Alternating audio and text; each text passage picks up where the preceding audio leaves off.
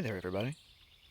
If you're watching this video, there's a good chance you just got a plant from us called chocolate mint, which is mentha crossed with piperita. Like all mints, it has a square stem. You can really clearly see the definition there, and opposite leaves all the way up the stem. Like all mints, it does have a toothed edge all the way around the leaves. Some mints have a more exaggerated edge. Some, like the chocolate mint, look more almost like a scalloped edge than a toothed edge, but I do guarantee you those are teeth. Serrate.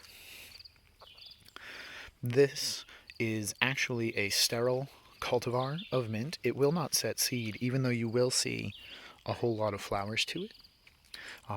It's great in teas, and it's great in tinctures. There are actually studies being performed with some of the chemicals that are produced in chocolate mint that seem to have a promise for digestive health.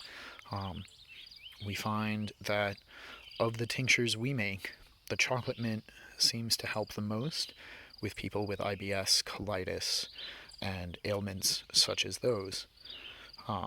These are just family members. We don't run a lot of large-scale tests, but you can make an extraction in alcohol in your home just with a mason jar or other sealable container and some of these leaves crushed up. We extract in an unflavored vodka, but you can do it with most, we recommend unflavored but high-proof alcohols. You'll notice that this is chocolate mint from the very, very dark stem and the lack of hairs on the leaf.